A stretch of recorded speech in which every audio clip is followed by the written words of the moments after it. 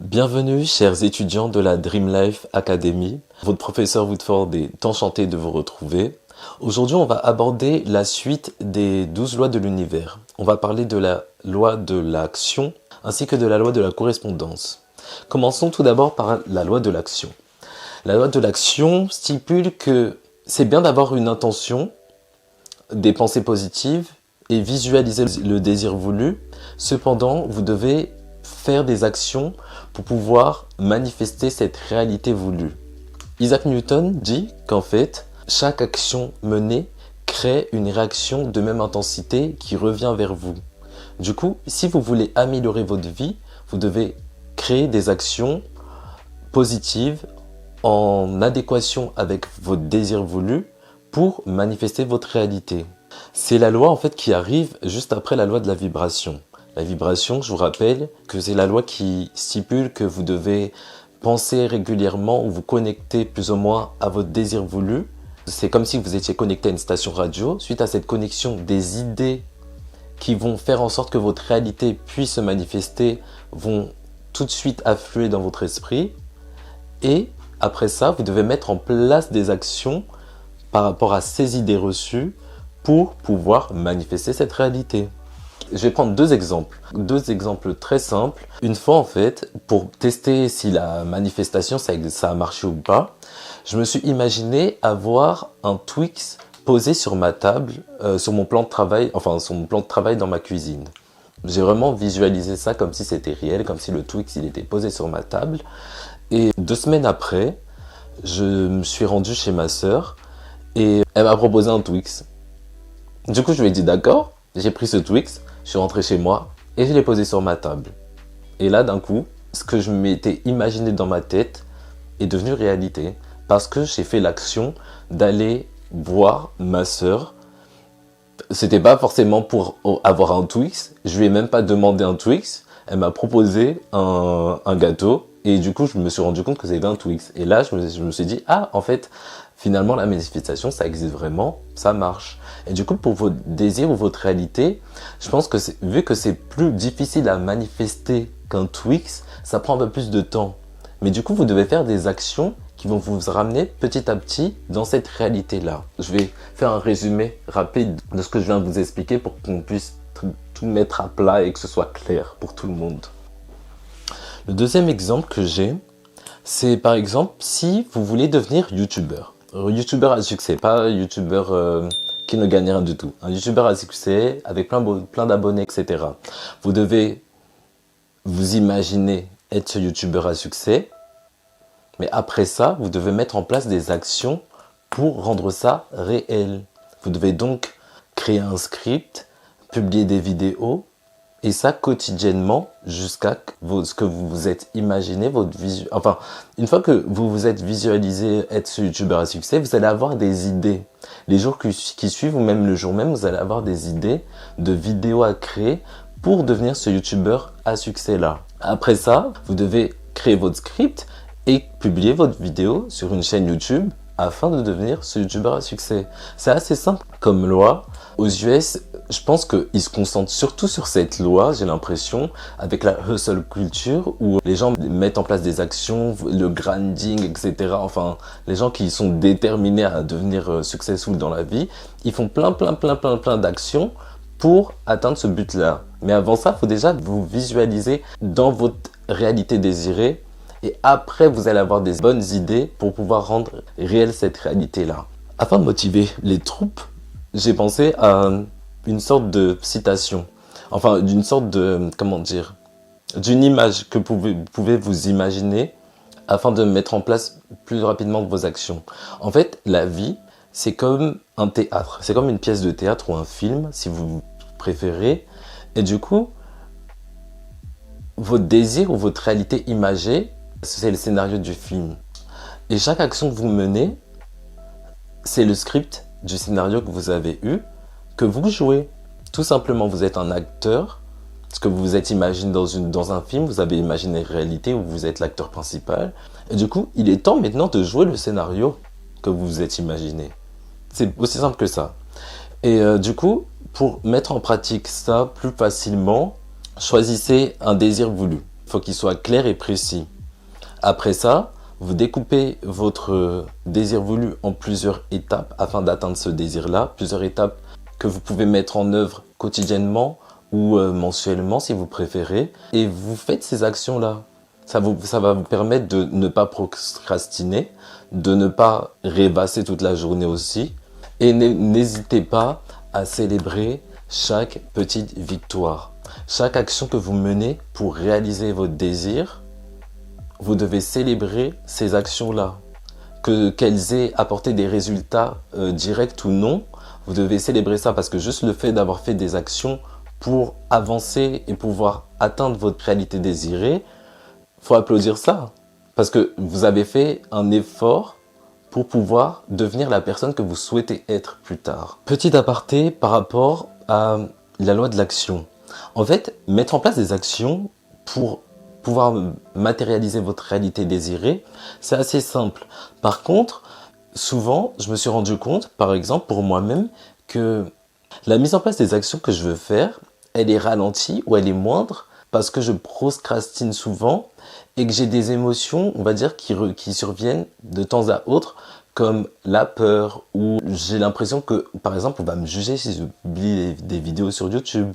Mais quand vous mettez en place la loi de l'unité et la loi de la vibration, toutes ces émotions-là, elles partent assez vite. La loi de l'unité, du coup, si vous n'avez pas suivi, regardez cette vidéo qui va apparaître, enfin, je vais mettre la vidéo au-dessus, là. Mais du coup, la loi de l'unité et la loi de la vibration, la loi de l'unité, elle dit qu'on est tous connectés. Du coup, les désirs que vous avez, ils viennent pas de nulle part. Si on est tous connectés, c'est que ces pensées-là ou ces désirs voulus, ils sont en adéquation avec le plan divin. Vous savez, enfin, le plan divin plus ou moins, le plan de l'univers.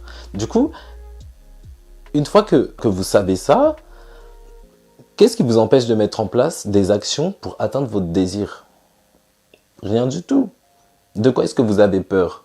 La peur, c'est une émotion qui survient par rapport à quelque chose qui n'existe pas et qui a de faibles chances de se réaliser. Enfin, c'est des scénarios que vous faites dans votre tête par rapport à des choses qui n'existent pas. Du coup, toutes ces émotions-là, ça sert à rien. Passe à l'action dès que vous pouvez et aussi souvent que vous pouvez pour réaliser votre réalité désirée. Voilà, c'était juste une petite parenthèse par rapport à cette loi-là. Je vais passer directement à la suite. Passons maintenant à la loi à la loi de la correspondance. Alors, la loi de la correspondance, c'est une loi qui stipule que, pour faire simple, as above, so below. Du coup, pour traduire, ça veut dire que ce qu'il y a à l'intérieur de vous se reflète à l'extérieur, dans votre environnement extérieur. J'essaie de définir ça d'une manière assez claire. C'est que les émotions que vous ressentez au quotidien, les émotions, les pensées et les croyances que vous avez se reflètent sur votre environnement extérieur. C'est plus ou moins ce que je dis aussi dans mes précédentes vidéos. Si vous voulez les détails, je mettrai au-dessus ici encore une autre vidéo. Mais du coup, pour changer de réalité, vous devez donc changer intérieurement. Cependant, c'est assez difficile de changer du jour au lendemain. En fait, on est construit, notre système nerveux, en fait, il adore l'habitude et ce qui nous est familier. C'est pour ça que c'est assez difficile de sortir de sa zone de confort. Donc, changer intérieurement, c'est assez difficile sur le court terme. Du coup, pour changer votre intérieur, vous devez supprimer vos mauvaises habitudes et rajouter de bonnes habitudes ou des choses qui vont vous permettre de changer de réalité, enfin d'atteindre la réalité désirée petit à petit et de célébrer chaque amélioration que vous faites. Masaru Emoto, il décrit une expérience avec l'eau qui reflète assez bien cette loi. En fait, il a pris de l'eau et il a dit des choses positives, il a exprimé beaucoup d'amour envers l'eau, il a exprimé beaucoup de reconnaissance pour cette eau-là, et il a fait écouter, je crois, de la bonne musique, enfin de la musique avec des bonnes ondes à l'eau, et du coup, il a observé les molécules de cette eau-là.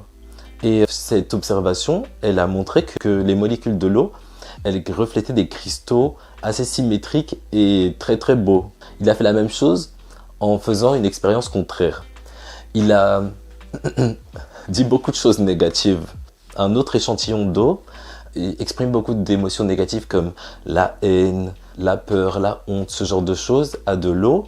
Et du coup, il a observé ensuite les molécules que l'eau a reflétées. Et les cristaux de cette eau-là étaient assez asymétriques et chaotiques plus ou moins. Du coup, vu que notre corps, il est composé à 60% d'eau, notre cerveau, il est composé à 80% d'eau, les émotions positives et les pensées positives qu'on a ont un impact énorme sur les actions qu'on fait au quotidien, qu'elles soient conscientes ou inconscientes. Et du coup, ça a un impact sur la réalité, parce que la réalité, elle change par rapport aux actions qu'on fait. Du coup, ça a un impact sur la réalité que l'on a, plus ou moins. Je sais pas si j'ai été clair. Je vais faire aussi un petit résumé. Comment est-ce qu'on peut mettre en pratique cette loi-là? Alors, j'ai fait un petit résumé. Du coup, devenir conscient en premier. Devenir conscient, ça ne veut pas dire que vous êtes inconscient. Devenir conscient, c'est plutôt par rapport au fait de devenir conscient des émotions que l'on ressent et des pensées que l'on a. Et aussi faire une certaine réflexion par rapport aux actions que l'on commet.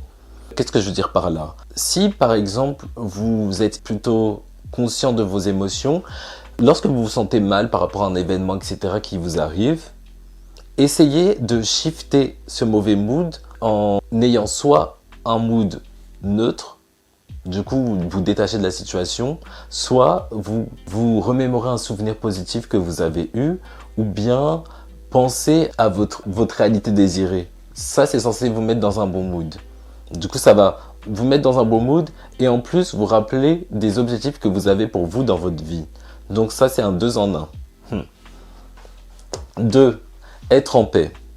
Alors, être en paix, qu'est-ce que je veux dire par là? C'est être en paix avec soi-même et toutes les actions que l'on a commises jusqu'à présent. Certes, vous avez un passé et j'imagine que vous avez commis des choses que vous regrettez aujourd'hui et vous vous dites mais pourquoi j'ai fait ça, j'étais trop bête. Et ce genre de pensée-là. Mais du coup, ça, en vrai, le passé, c'est le passé. C'est derrière. Enfin, ça n'existe plus. Du coup, pourquoi se remémorer des mauvais souvenirs que vous avez de vous-même?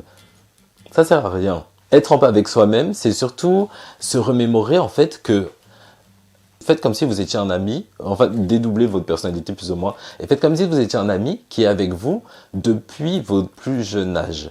Et cet ami-là, il a traversé des années avec vous. Les mauvais moments, il était là. Les bons moments, il était là. Aujourd'hui, il est encore là.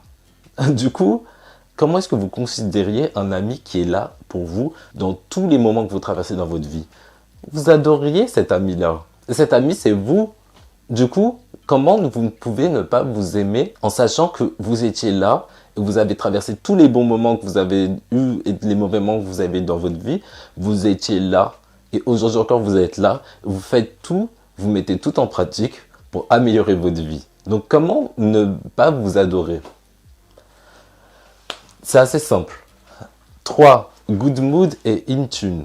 Alors, good mood, c'est quand vous savez que votre intérieur vos émotions, vos pensées, vos croyances se reflètent dans votre environnement extérieur. Essayez de rester dans un bon mood, dans de bonnes vibrations. Enfin, juste soyez de bonne humeur. Vous n'êtes pas obligé d'être forcément de bonne humeur, mais au moins, ayez des émotions neutres la majorité du temps. Mais le mieux, ce serait quand même d'être de bonne humeur. C'est plus simple pour changer positivement votre réalité. C'est d'être de bonne humeur la majorité du temps. Et faites des actions qui vous mettent de bonne humeur. Faites des choses qui vous mettent de bonne humeur. Par contre, manger du fast-food tous les jours, ça vous met... Enfin... c'est pas bon pour vous. En vrai, ça met pas forcément de bonne humeur. Ça met de bonne humeur pendant le moment où vous mangez.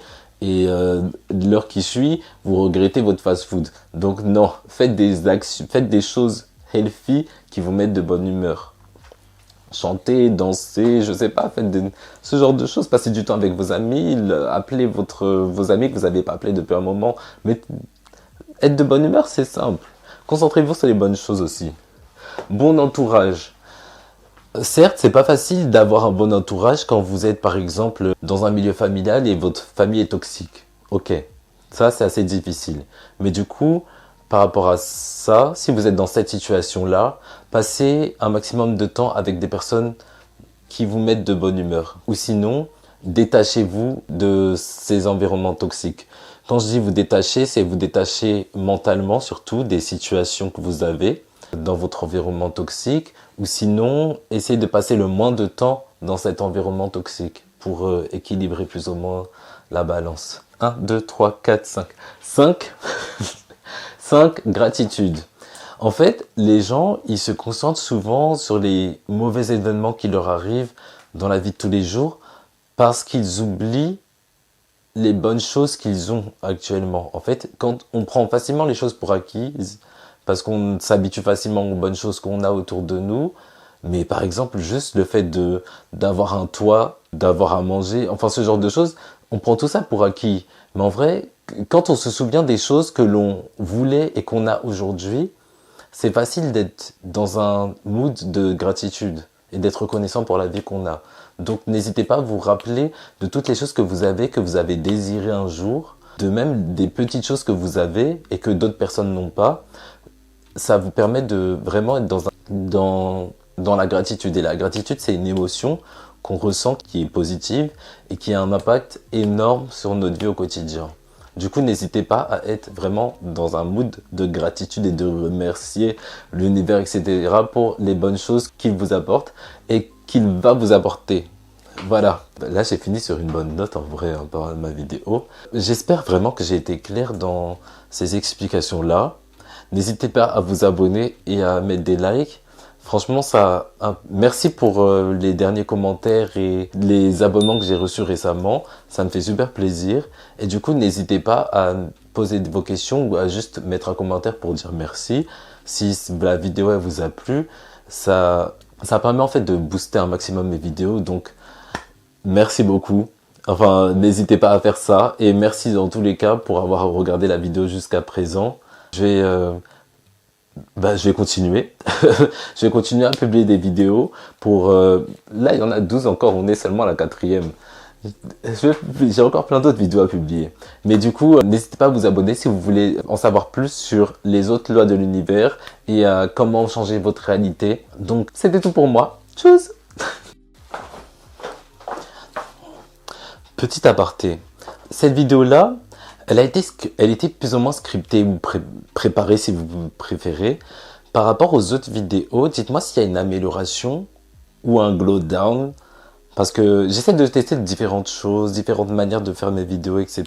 Du coup, les autres vidéos que j'ai publiées jusqu'à présent, elles n'étaient pas vraiment préparées. J'avais juste une idée et je commençais à parler comme ça, sans vraiment avoir de fil conducteur, etc. Du coup, dites-moi vraiment si vous avez préféré, si cette vidéo elle était plus claire que les précédentes ou le contraire. Comme ça, je pourrais m'arranger et faire en sorte de m'améliorer encore. Voilà, c'était tout. Merci.